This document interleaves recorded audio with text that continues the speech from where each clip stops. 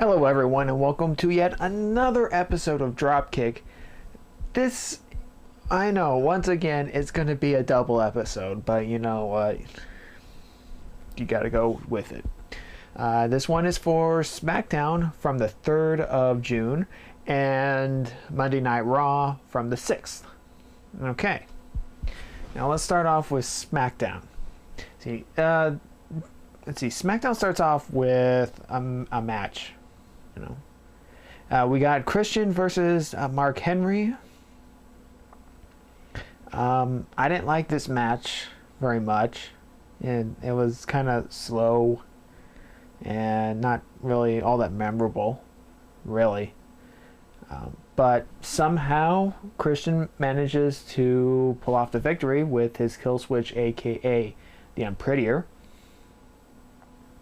After the match, he gets on the mic, he whines and he complains about his matchups and whatever. And he says that he wants to be #1 contender instead of Sheamus for the upcoming championship match that night. Teddy Long comes out and he says that he can't change the match, however he can add to it, in which he makes Christian the special guest referee, which is what we're going to have to deal with later on in the show. Second match, Alicia Fox and Tamina versus AJ and Caitlyn. Again, this is the second one.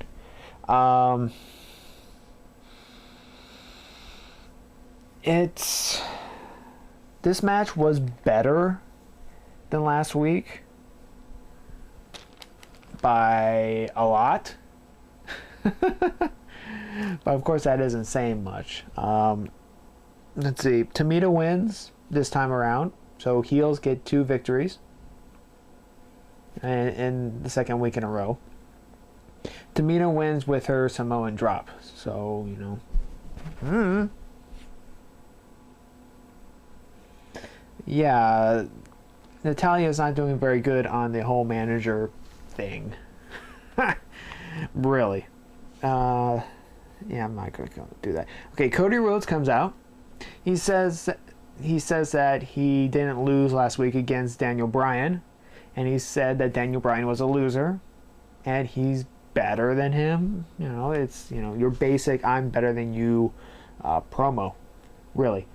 Let's see what else. There's a backstage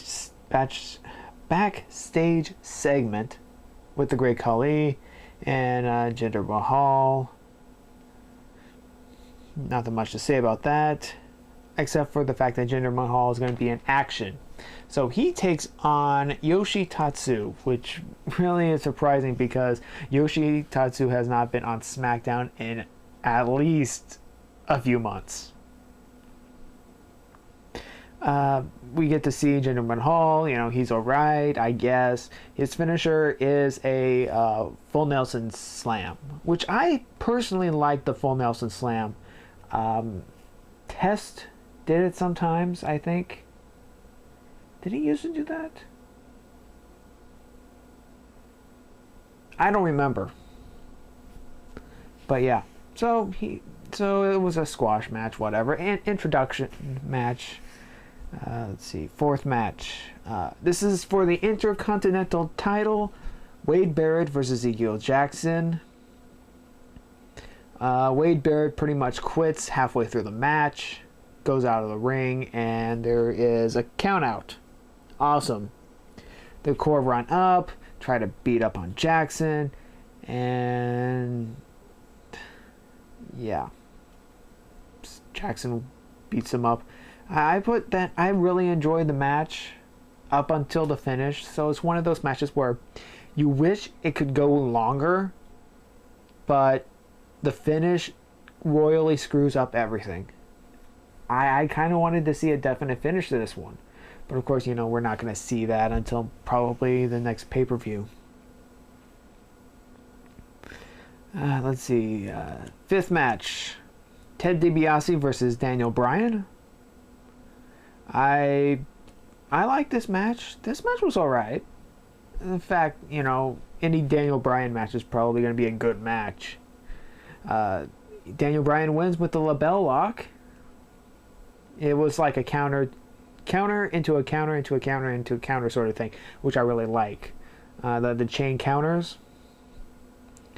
Let's see. Cody Rhodes attacks right afterwards, and then Sin Cara assists Daniel Bryan. So there's going to probably be a tag team next week with Daniel Bryan and Sin Cara versus Priceless. So we got that. I would like to see a Priceless, reunion.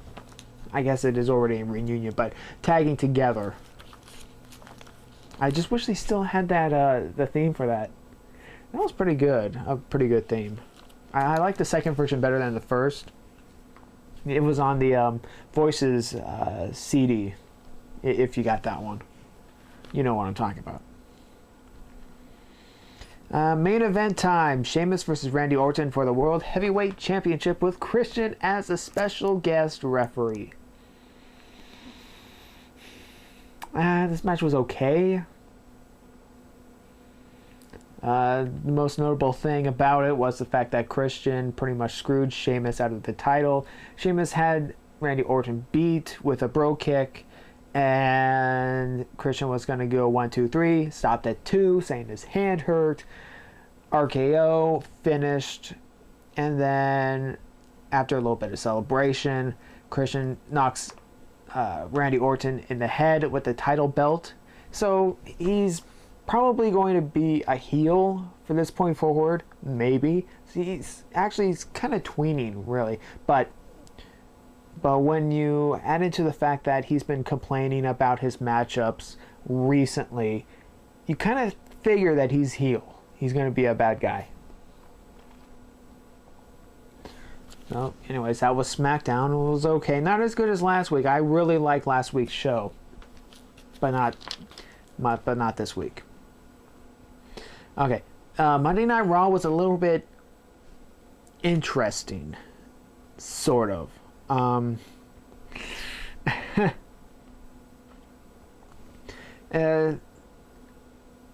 Without going too much into it right now. Okay, I'm going to go into it, obviously, but it actually starts with Tough Enough, because Tough Enough had its thing earlier, and then they had a live segment in the arena. It turns out that Andy wins. If you've been following Tough Enough, he's the bigger guy, and Raw starts off where Tough Enough left off. So Stone Cold and Vince are in the ring, and immediately R-Truth comes out. Now, in the past, I have said that I liked R-Truth's new character, his heel persona. I don't think I like it anymore. I mean, sure, it used to be anti-Cena, anti-WWE, and all that stuff, but now it's gone off the deep end. I know I said that several times in the past, but the fact is that he keeps on going down, down, down. And okay, I'm just gonna say it. R-Truth comes out dressed like a Confederate soldier. Now, let me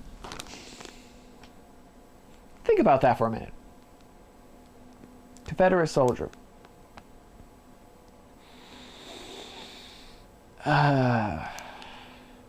He comes out, talks to Vince, talks to Stone Cold, saying that he's going to secede from the WWE universe because he learned recently about the Civil War. There was also a mini segment, or I guess an exchange of dialogue, where he tried to spell secession. He didn't get very far. He also tried to spell Confederacy. He didn't get very far. This is so bad on so many levels. I mean, there's the racial level, and the other level is that he has literally turned himself into a cartoon character. There, I said it. R-Truth is now a cartoon character right next to cartoon Super Cena.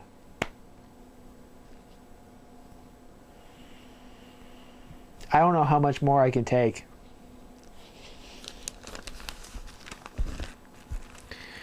Okay, so after all that, The Miz comes out. He pleads for his case for a championship match. Alex Riley comes out saying that he wants to beat up The Miz for 3 weeks in a row. Cena comes out, insults everyone, and GM pops up. Vince counteracts the GM. So there's going to be a tag team match. Cena and Alex Riley versus R-Truth and Miz.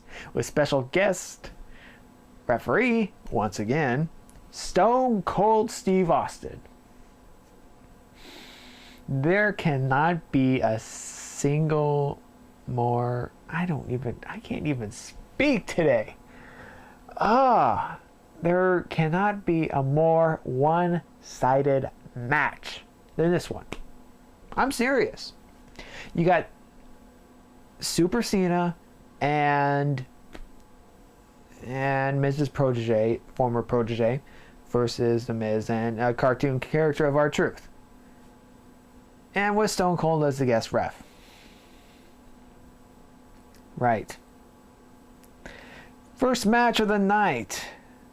Santino versus McKilligutty. McKilligutty.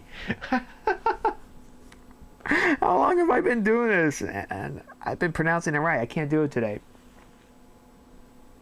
Anyways, this match sucked. Plain and simple. Santino wins with a Cobra. I like to mention is that, are we in 1995? I think so.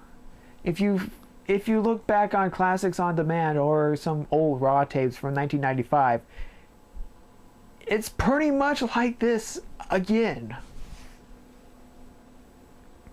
Second match, Kelly Beth Phoenix versus the Bella Twins. I was shocked. I was shocked about this match. There was wrestling in it. Wrestling in a Divas match. Holy crap. But Kelly cannot wrestle at all. The Bellas cannot wrestle at all. As soon as Beth Phoenix gets tagged in, everything gets better. And Beth Phoenix wins. She saved the match. See, this is what WWE needs to do.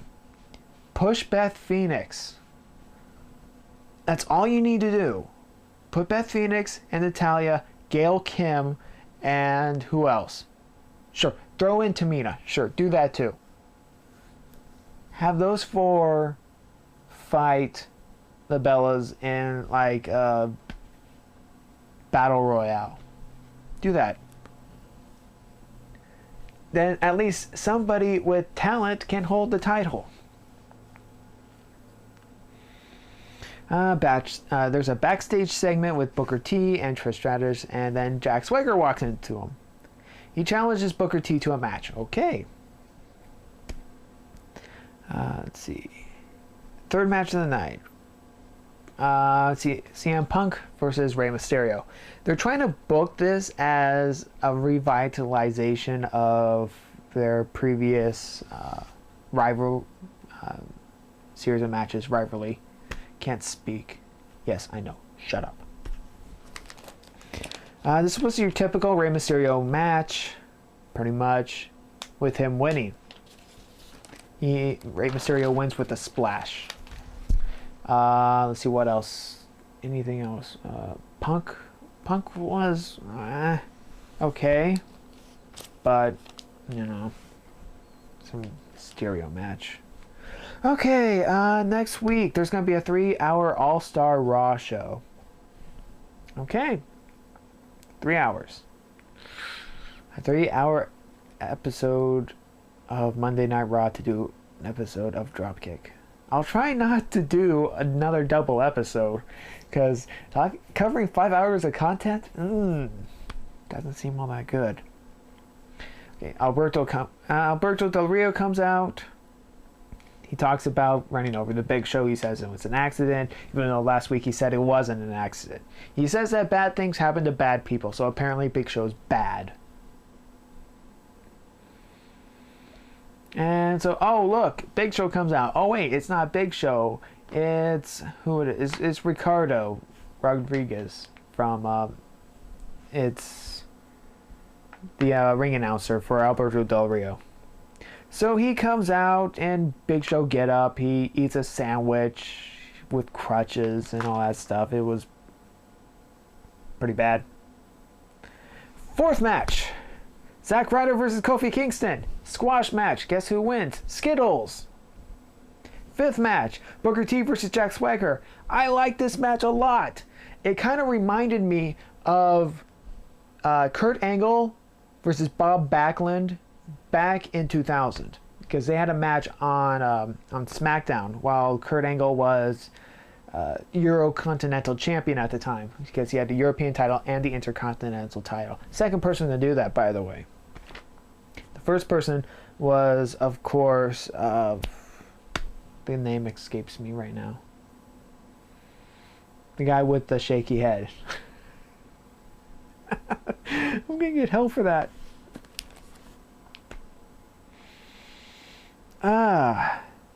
But you know what? Jack Swagger, he quits. He gets out of the ring. Count out. Victory goes to Booker T.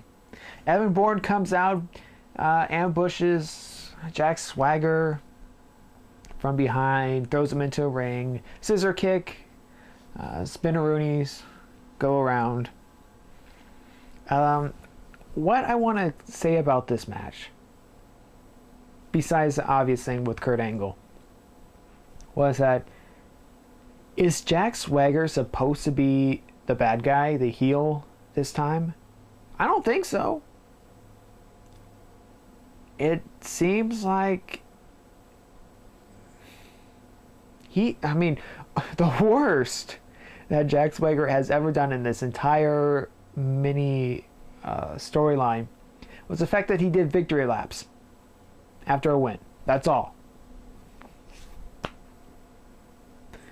That's all. Main event time. Cena and Alex Riley versus R-Truth and Miz. Special guest ref Stone Cold. Once again, extremely one-sided, very predictable. Faces win until the GM pops up saying, I'm going to reverse the decision because of Stone Cold.